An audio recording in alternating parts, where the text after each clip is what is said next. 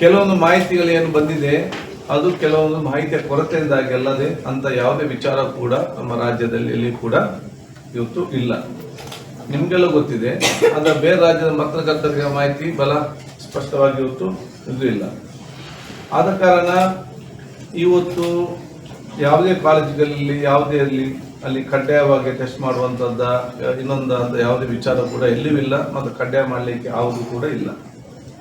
ನಮ್ಮ ಸರ್ಕಾರದಲ್ಲಿ ಸ್ಪಷ್ಟ, ಅದು ಸರ್ಕಾರಿ ಆಸ್ಪತ್ರೆಯಲ್ಲಿ ಮತ್ತು ಪ್ರೈವೇಟ್ ಆಸ್ಪತ್ರೆಯಲ್ಲಿ ಟೆಸ್ಟ್ ಮಾಡಿಸಿಕೊಂಡು ಇದಕ್ಕೆ ಪಾಸಿಟಿವ್ ಆಗಿ ಬಂದದ್ದು ಅದು ಮತ್ತದಲ್ಲಿ ಚಿಕಿತ್ಸೆ ಪಡೆಯುವಂತಹ ಸುಮಾರು 19,000 ಇವತ್ತು ಏನಿದೆ ಹಿಂದಿನಿಂದಲೂ ಕೂಡ ಅವರೆಲ್ಲರೂ ಕೂಡ ಮಾಹಿತಿ ಇದೆ, ಅವರನ್ನು ಟ್ರ್ಯಾಕ್ ಮಾಡ್ತಾ ಇವತ್ತು ಇದ್ದೇವೆ. ಅವ್ರಿಗೆ ಕೂಡ ಏನು ಇವತ್ತು ಸರ್ಕಾರದ ಯೋಜನೆ ಇದನ್ನು ಕೂಡ ಮುಟ್ಟಿಸ್ತಾ ಇವತ್ತಿದ್ದೇವೆ. ಅದು ಚಿಕಿತ್ಸೆ ದಿನಗಳಲ್ಲಿ ನಾವು ಒಂದು ಯುವ ಸಮಾವೇಶವನ್ನು ಕೂಡ ಇವತ್ತು ಯೂತ್ ಡೇ ಅಂತ ಹೇಳಿ ಇದಕ್ಕೆ ಸಂಬಂಧಪಟ್ಟಾಗೆ ಆಗಸ್ಟ್ 12ರಿಂದ ಸೆಪ್ಟೆಂಬರ್ 12 ಅಕ್ಟೋಬರ್ 12 ತನಕ ಒಂದು ಪ್ರಚಾರ ಹೊಂದಿದೆ, ಜಾಗೃತಿ ಕಾರ್ಯಕ್ರಮ.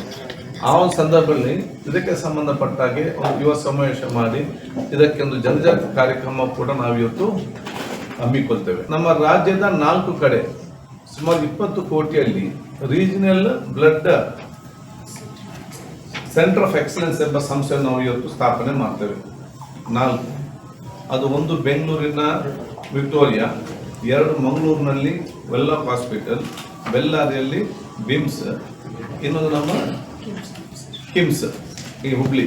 ಈ 4 ಕಡೆ ಅದು ಯಾಕೆಂತ ಹೇಳಿದ್ರೆ regional blood bank of excellence ಅಂತ ಹೇಳಿದ್ರೆ ಈ ಒಂದು ರೀಜನಲ್ ಸೆಂಟರ್ಸ್ ಆ ಸುತ್ತಮುತ್ತಲಿನ ಜಿಲ್ಲೆಗಳನ್ನೆಲ್ಲ ಕೂಡ ಮ್ಯಾನೇಜ್ ಮಾಡ್ತದೆ. ಎಲ್ಲಿ ಅದೊಂದು ಕಡೆಯಲ್ಲಿ ಕಡಿಮೆ ಇದ್ರೆ ಎ ಗ್ರೂಪ್ ಎ ನೆಗೆಟಿವ್ ತಕ್ಷಣ ಅಲ್ಲಿಗೆ ಕಾಂಟ್ಯಾಕ್ಟ್ ಮಾಡಿದ್ರೆ ಅವರು ಅಲ್ಲಿಗೆ ಮುಟ್ಟಿಸ್ತಾರೆ.